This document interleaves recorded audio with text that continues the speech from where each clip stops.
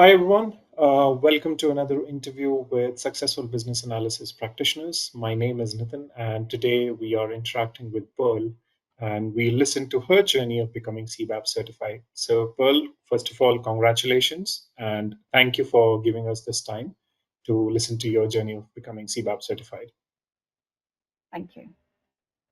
So, before we begin, Pearl, I just wanted to understand about your professional journey so far and what inspired you to go for CBAP, because there are a couple of other certifications available in the market as well.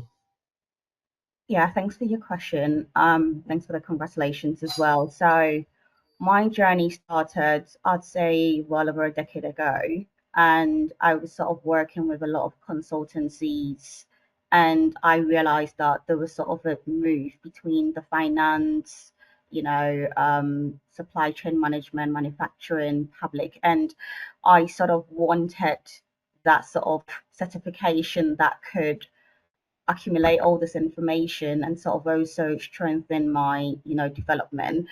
So I'd evolved from a risk analyst and worked to business analyst to a senior business analyst, and I thought it would be good to sort of test the waters, what's happening with accreditations outside. So over the years, I would say I've worked on transformation projects, ERP projects. Began to work with Microsoft products because most of the consultancies I was working with were selling Microsoft products because I suppose it's easier, cheaper for most companies to use that as opposed to bespoke platforms. So I suppose what inspired me to pursue CBAP was the realization that work had grown into complexity. And I sort of thought to expand in this industry, a well recognized global certification would help with validating my strategic decision making in the field. So Yeah. I thought CBAP would affirm the work and also sharpen the edge to help with me growing Okay. in this industry. All right. That sounds interesting. If you can now walk us through your preparation strategy, because CBAP, we all know that CBAP is not an easy certification to crack. It takes time. It takes a lot of hard work. So let's now talk about how did you prepare for it? How did you manage study time along with the other responsibilities, and any tips you want to share with the viewers? Yeah, thanks for the question. I'd say in the beginning my prep wasn't good. You attend the training, and Satish, kudos to Satish, he was a great tutor. And because he almost tried to simplify it, I think sometimes we underlook things. So I think I underestimated the prep work involved. So that meant that I didn't actually balance family time. I didn't balance work time. There was small to no fear thinking my strategy was well structured and flexible. And I thought I could just crack the themes, the different knowledge areas, and, mix a bit of the Techcanvass question banks because they were great and Mhm. crack it. But then that was in 2021, 2022. I then noticed that as I started to do the mock questions, it wasn't just a Mhm. manual, it was actually a workbook. Those mind maps that were there for a reason. So I had to go back to my struggles and realize it wasn't strategic. Began to actually prep with the mind maps, started to reach out to people within the group chat, and they were very helpful. And that helped with internalizing those inputs and outputs and those techniques without actually memorizing it. So I would say beginning was a failure because it was underestimated. And what I would say is no one should actually go for it if you can't balance work life or family life. It doesn't work.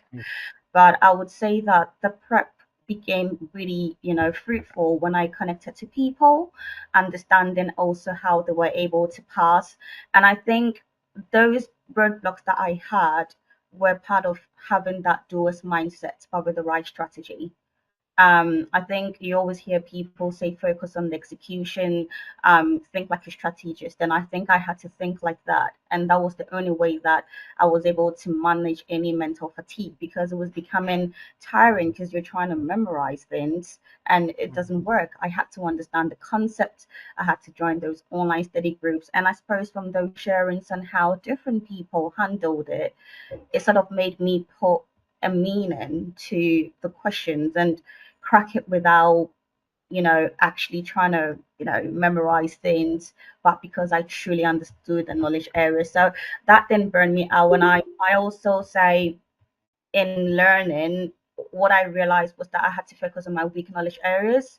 Yeah. Sometimes you want to sort of applaud yourself and think, oh, I was good at business planning and monitoring, which I was good at a few of those requirements, analysis, design, and definition. But that's not how it worked. I think I had to plan an analysis approach to my Yeah. weak areas and understand those differences between what's iterative, what's predictive, and focus on real-time scenarios. And I would say separating my weaknesses between the knowledge areas Mm. and actually focusing on the concepts without memorizing was what helped me with my prep, as well as study groups and as well as groups where we could have conversations without just solely relying on bank questions, because that didn't work for me.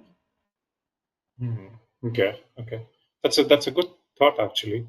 Any roadblocks which you faced while doing this? You mentioned Yeah. obviously work-life balance is important, plus the early failures which you had. Mhm. Any other roadblock blocks which you want to talk about, and how did you overcome them? Yes, I would say the mental fatigue, but that was because of the wrong strategy and the wrong mindset. Like I mentioned, it was memorizing things, and so that was a roadblock because like any exams, you get into the room or any prep and your mind just freezes because you actually haven't understood it. So I would say that roadblock was one of those, and then also not mingling in a study group in the first instance, because sometimes you think you've got the bad book, it's a reference guide, it's not a manual, like I said. So not having a study group as well, and people you could sort of get support from. Nasni was amazing. Mm. If I failed any particular mock or I passed it, I'll sort of reach out to her. She would try and recommend me to the right tutor. So I would say the mental fatigue was a roadblock because it was the wrong strategy and the lack of the steady group as well, or utilizing feedback from people who had passed it, in Right. first instance or second instance was also a roadblock. Once I did that, I was able to categorize each of the knowledge areas, help understand the models, explore the different options to it. So I'll say those three were roadblocks that I had to very early on fix because of the struggles I had. Okay. Okay. And what do you think now you're CBAP certified? What are your thoughts how your career will evolve post CBAP certification? And are you observing any changes around you? Has your approach changed towards problems?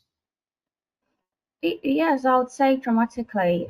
Even though I think Babok does actually say that it's not, you don't actually use those concepts in the real life. I would say it does actually dramatically transform your life.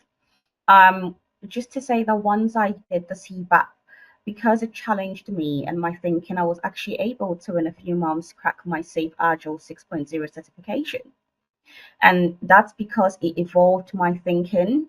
It evolved sort of the way I spoke in work, in public spaces, and it made me become more of a trusted advisor, if I should say, sort of an analyst, because those six knowledge areas really challenge you in many ways, whether you've worked as an enterprise analyst, the business analyst, product owner.